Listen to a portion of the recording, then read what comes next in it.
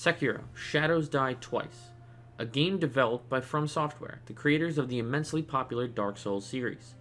Sekiro released in March of 2019 to overall positive reception from the fanbase, and would even later go on to receive Game of the Year. The game is quite different from their other titles, but still fits into the Souls-like genre. It is a far more rhythmic game compared to the rest of From Software's titles. As I've mentioned in my previous videos, my first experience with From Software games and the genre was with Dark Souls 3 in December of 2018. I kind of played through their games backwards, starting with 3 and moving my way to 1. I am a bit critical of some of the aspects of Dark Souls 1, but overall I am a huge fan of the series. After taking my time and experiencing this quite unique and amazing series of games, I was quite excited to finally get a hold of their new title, Sekiro: Shadows Die Twice. I knew going into it, the game was going to be different, and I went in with an open mind. I trusted From Software to create something amazing, and I was excited to have yet another game to give me that rush of playing through a Souls game for the first time. So how did that go? Well, what can I say? Except, what the fuck? I imagine it's out there somewhere, but I haven't seen much criticism towards Sekiro. Most of what I've seen is general praise for the game. After playing the game, I don't understand how this game received Game of the Year, and how there is so much praise overall for this game, because it is littered with issues. The game isn't literally broken like the black sheep of gaming known as Dark Souls 2, but damn, there are some fundamental flaws that have a huge impact on the quality of this game. Initially, I didn't get very far into the game, thinking I had missed something that other people saw in it. Many months later, I went back with a fresh look on the game, and while I had an easier time getting through it, I spotted even more issues than I did the first time around. This is a bit of a hot take, I know, but I'm not just going to make blanket statements. Let me explain myself. Also, a quick note, I know Sekiro is unique, but I will still be comparing it to the Soulsborne series as a whole, with the exception of Demon Souls, as I have yet to play it. There are a lot of aspects of their older games that I will discuss in this video in comparison to Sekiro. I want to start with the very first thing you will notice when opening the game, the controls. The controls of From Software games are usually quite similar. Basic attack, charge attack, heal, dodge, etc, etc.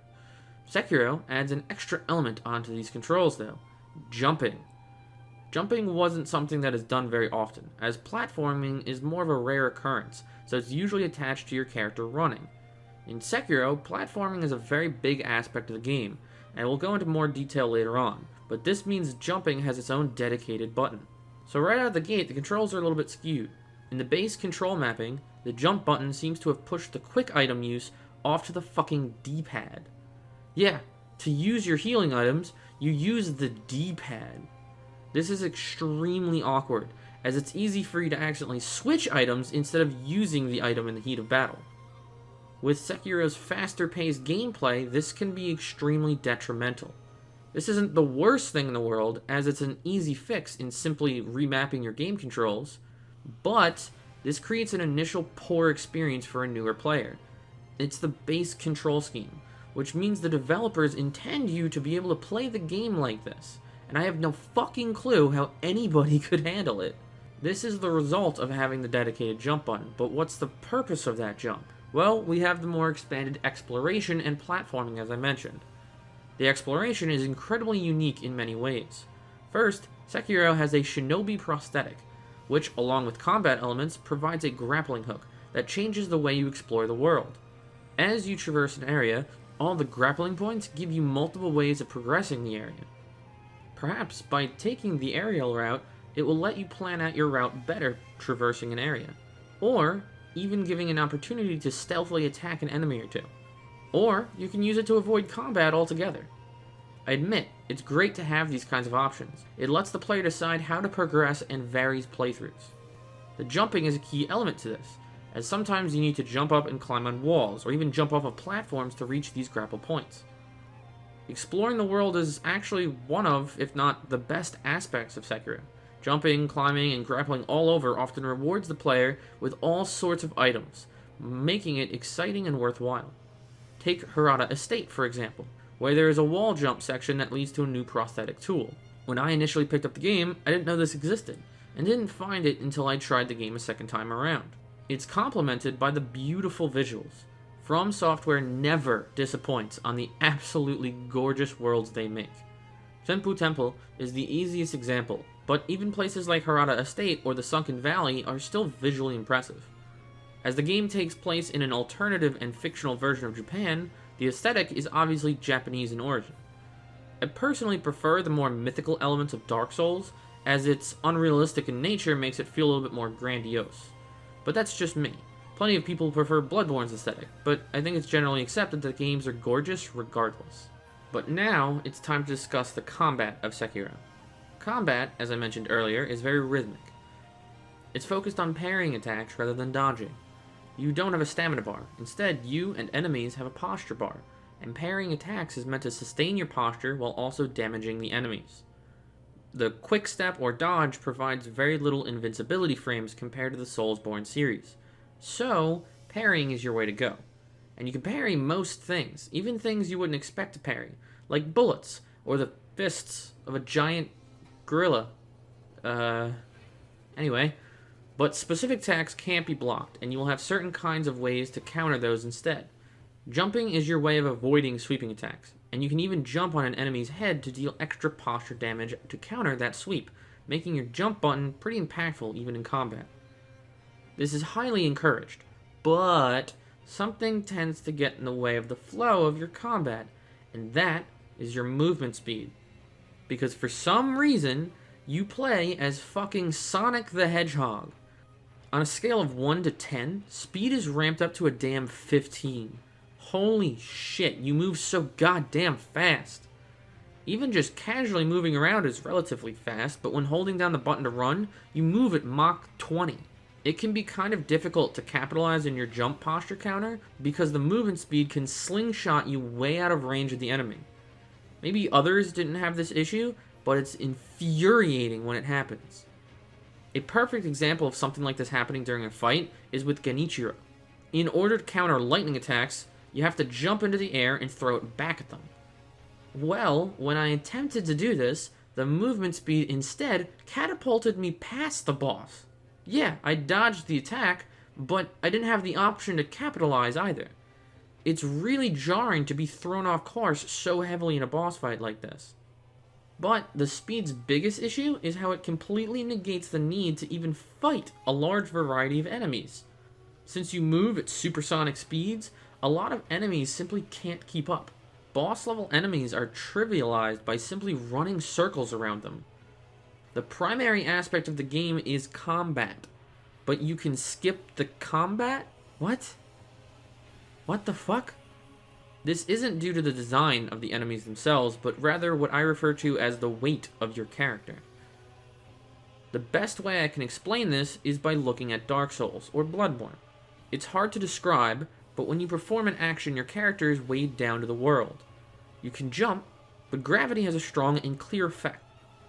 You will be grounded quickly. Same with a dodge roll.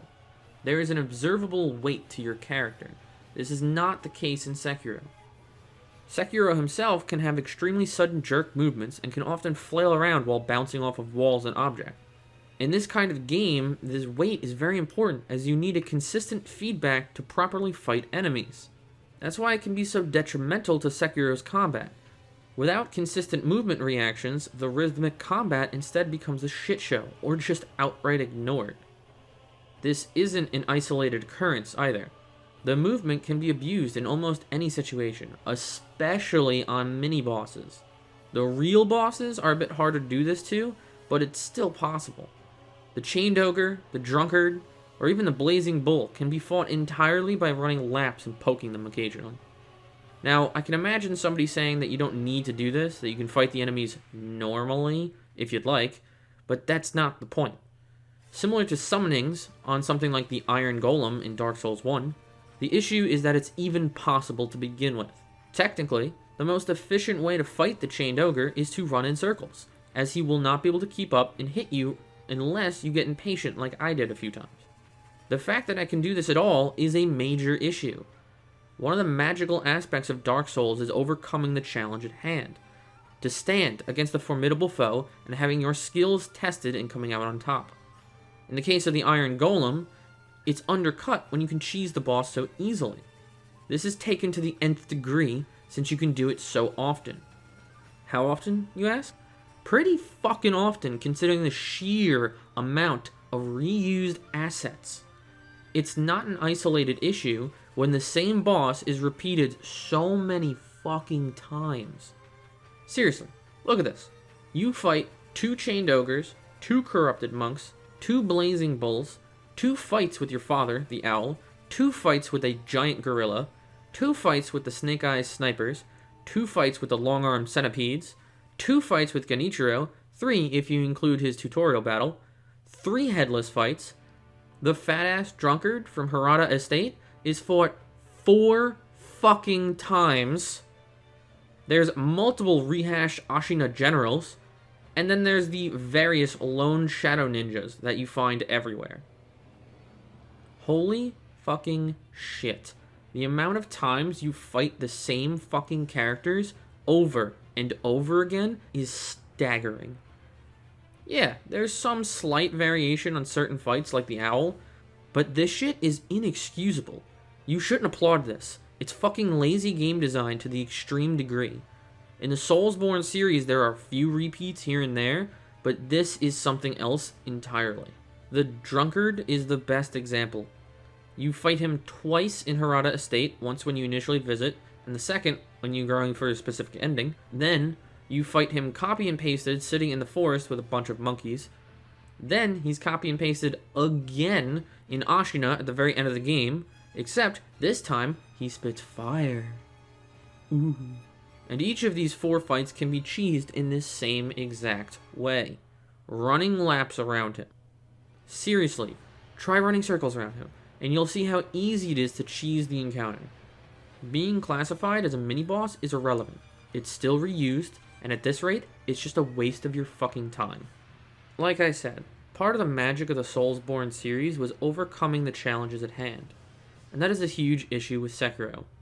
Whatever the challenge of the drunkard is, it's completely invalidated. This extends to the other bosses too, even when the movement doesn't impede the boss mechanics as much, and it mainly relates to the RPG elements, or rather, the lack of. In the Soulsborne series, you build your character yourself, from weapons, gear, and levels. You pick and choose how you want to play your character. This means everybody is going to be approaching the game differently. How is this related to Sekiro though? Well, that's because Sekiro is extremely static in its combat design. You don't have gear, and use the same sword the entire game. Your skills also have no restrictions to them.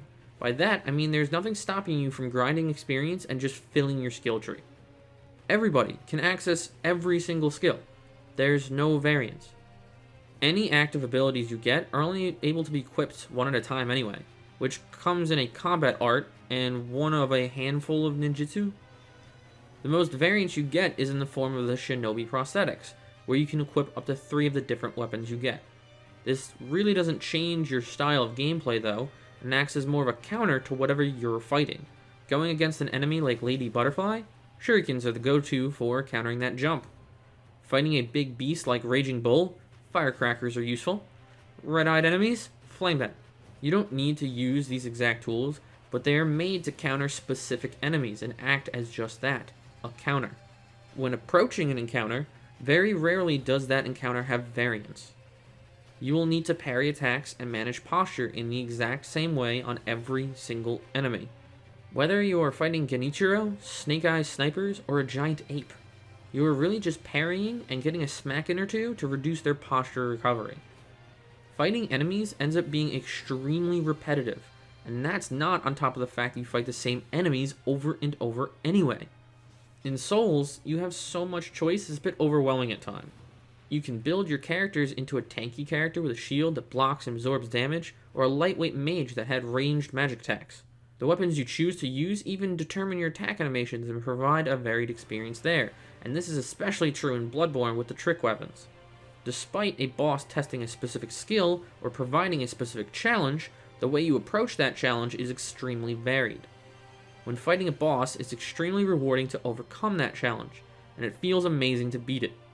The rush of beating a difficult boss like Artorias Lady Maria, or the Soul of Cinder, is unique and not something many games can provide the way the Soulsborne games do. I can't say this doesn't exist, period, in Sekiro, as the rush itself is pretty subjective in nature. However, I can say that it can possibly affect or not even provide that rush altogether for somebody, because it happened to me. I certainly didn't feel excited for beating a difficult boss in Sekiro. Approaching a boss or difficult enemy always feels the same, as I'm going to do pretty much the exact same thing, harry the fuck out of them. Sometimes I may throw a prosthetic at them, but the challenge is almost always the same in that sense. Now, because I drone on and on about a topic, and I also want to be fair, I want to address the idea of dodge rolling in Dark Souls. Mainly because I can see somebody saying that it's the same in Souls, in that you just dodge roll everything compared to parry everything. But I'd argue against that. Firstly, as I said, the way you approach a boss is already varied. Depending on loadout in Dark Souls 1, you can have a different speed to your roll, changing how you fight that boss. But something I mentioned in my video on Dark Souls 3, dodging is often about where to dodge, not when. So the dodge roll often has an environmental awareness to it as well, while parrying in Sekiro is instead about that when, rather about that where. I'd say this reversal is actually detrimental to the Souls formula. Instead of positioning yourself better and avoiding attacks, of course outside the special thrusts and sweeps that you have to avoid, you won't be worrying too much about how your enemies attack you, but only the timing of their attacks so that you can parry. You aren't really overcoming a specific challenge of an encounter anymore, as the challenge is always the same, which is why I'd argue it's detrimental to the game. Alongside this, I think there's another aspect to combat that drags down the quality of the game. Certain enemies often seem like they were not designed with the combat in mind. The enemy I feel best represents the game's combat style is the long-armed centipedes. They aren't difficult by any means, but are excellent tests of your ability to perform the one skill you need, parrying. You can kill them entirely through parrying and are an excellent example of the game's rhythmic style. But a lot of enemies, such as the Ogre or Blazing Bull, don't seem to have been designed with the rhythmic parrying in mind. Instead, they seem to be based around dodging, which is weak in Sekiro. Another reason why running like a madman is usually the best way to beat them. Seriously, Blazing Bull really seems like it was leftover design from one of their previous games and was just thrown into Sekiro anyway.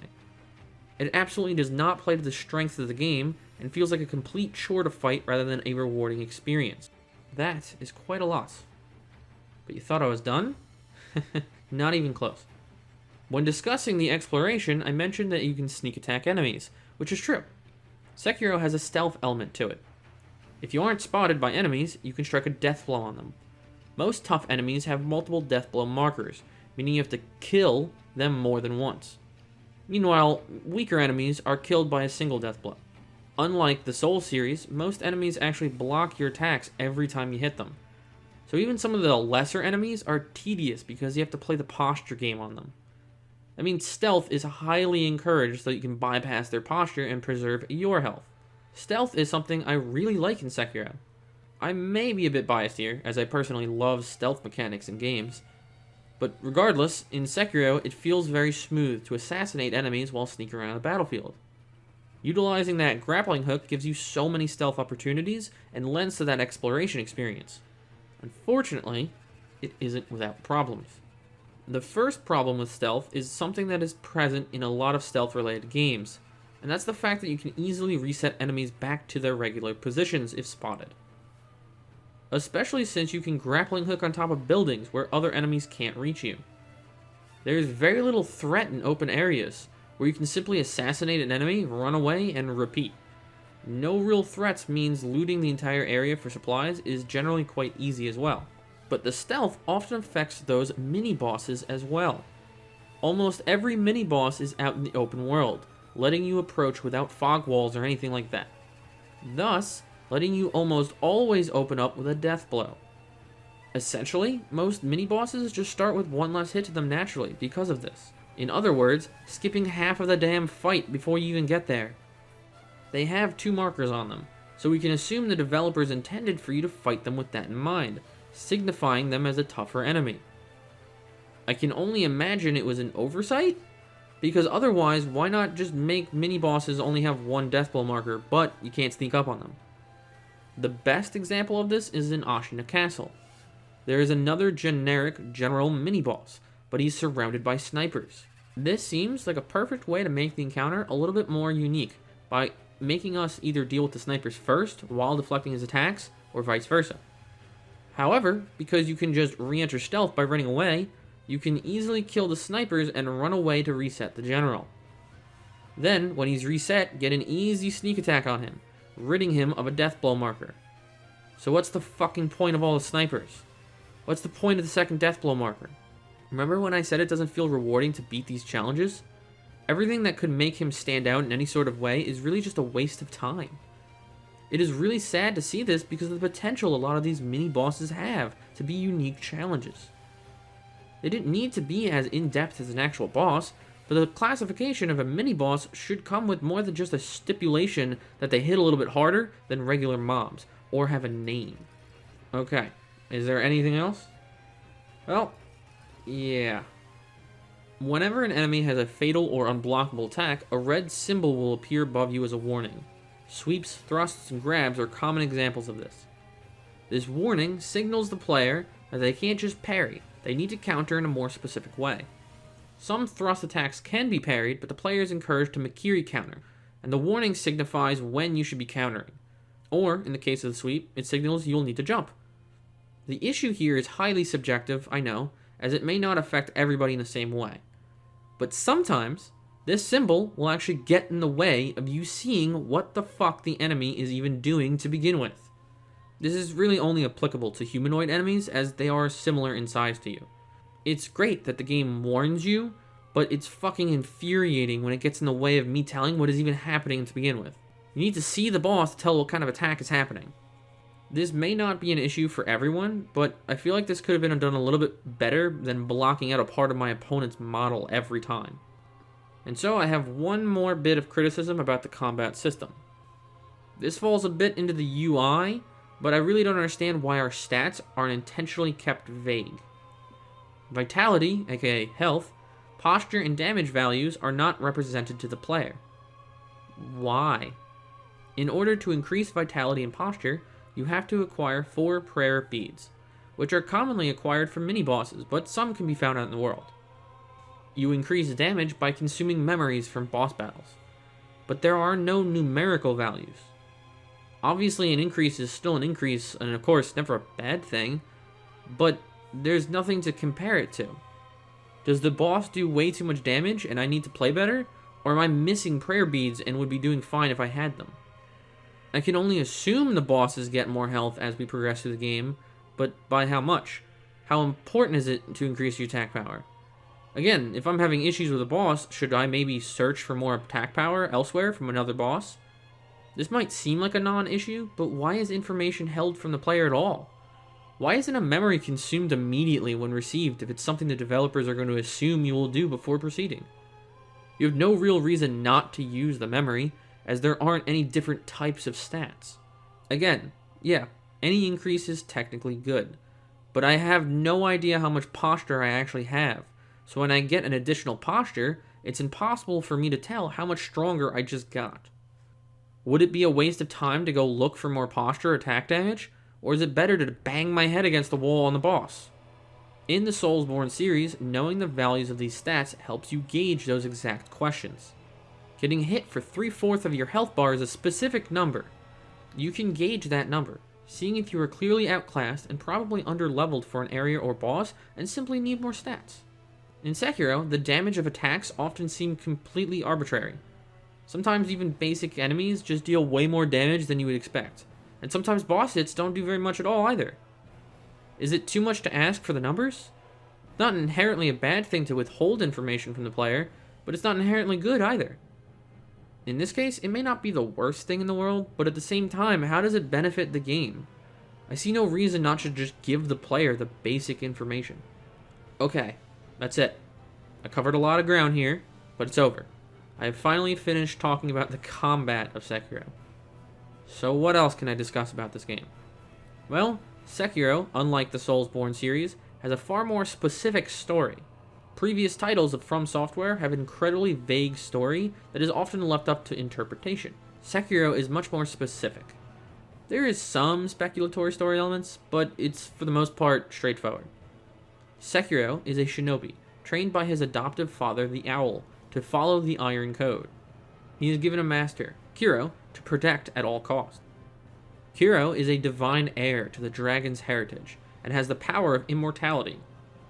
As a reward of service, Sekiro ends up being gifted the ability to resurrect from death, hence the title, Shadows Die Twice.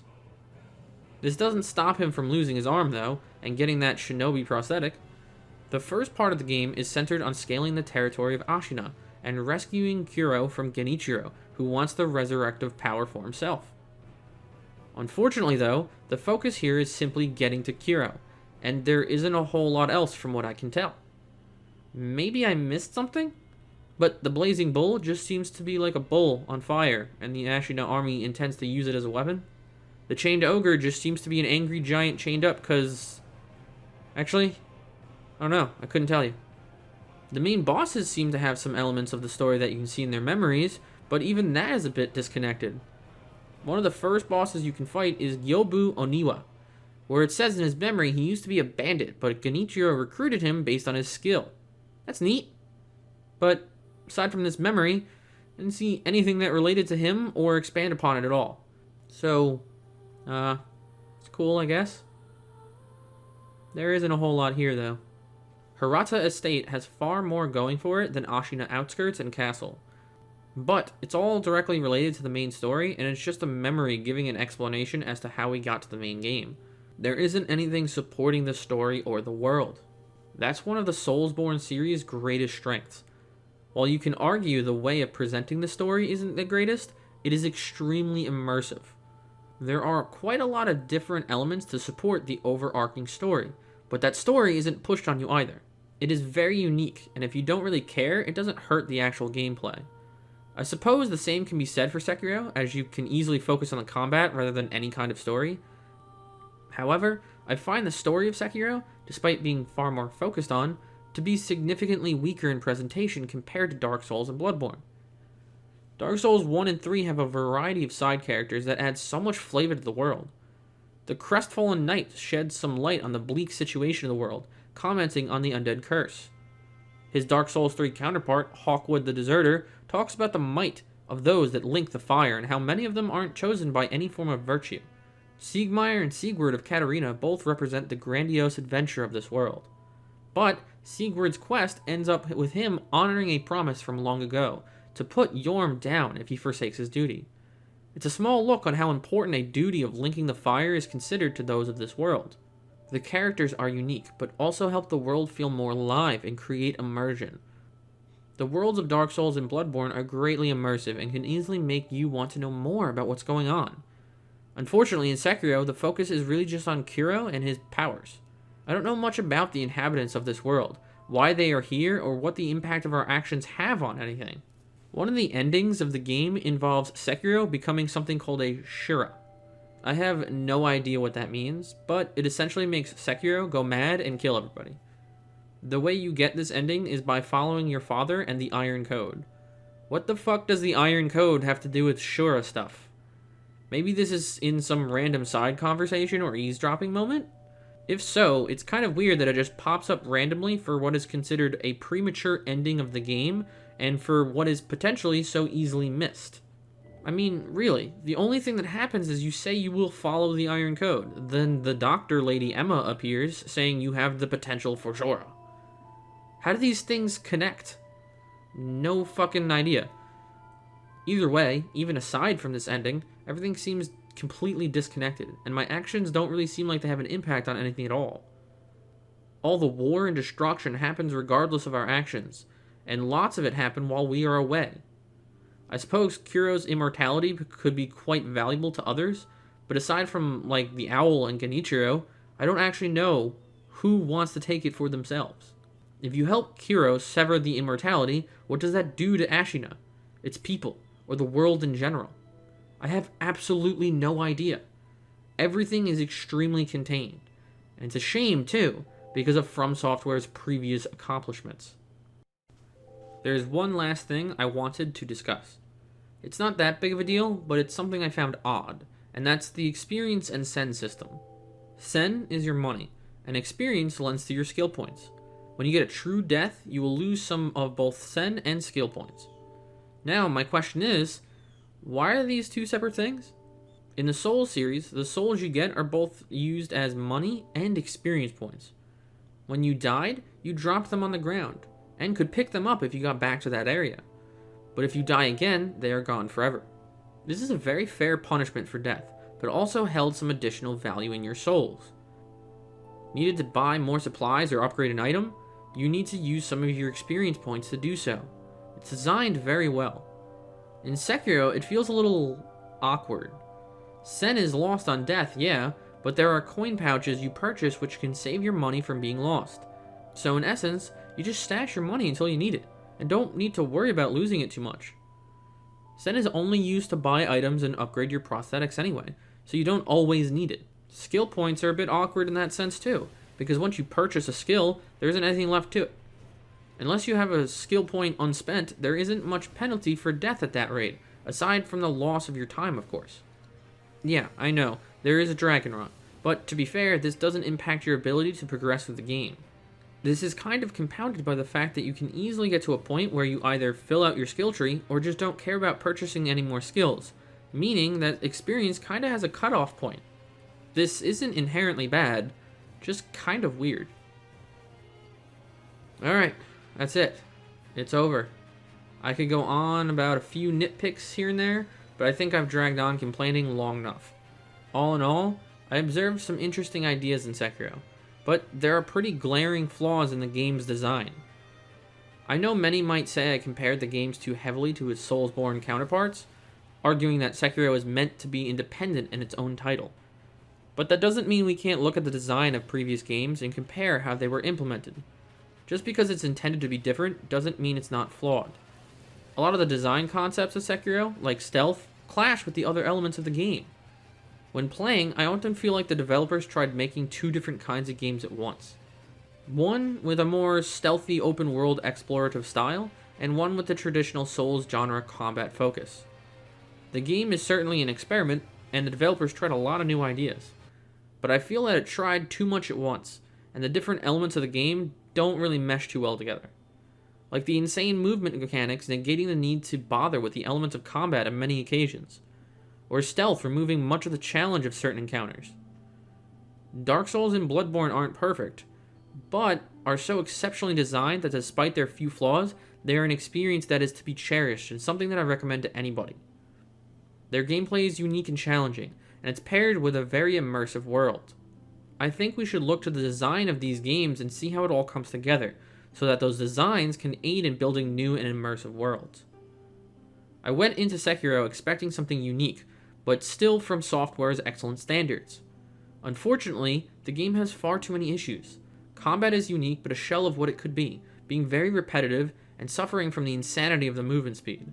Stealth is fun and interesting, but often cheapens the experience of many encounters. The world building is extremely poor, and the story itself is kind of lackluster. All with consistently rehashing the same enemies over and over again. I understand many love this game, but I don't understand how it hasn't received more criticism towards these issues. I can't say that Sekiro is an objectively bad game, but I don't believe that it is a good game either. It is kind of in the middle ground. I personally was heavily disappointed with it though, and don't feel it lives up to the high standards of the Souls-like genre. I know this was a bit of a hot take, and I do hope anybody watching this video at least enjoyed themselves. I really do enjoy analyzing and discussing the different elements of video games and other forms of media. My aim with these reviews is to provide a different perspective, and add to any possible discussion, even if it may sound like I'm just bashing on it a bunch. But that's it for this retrospective review of Sekiro: Shadows Die Twice. I'm Zelleros, and I'll see you around.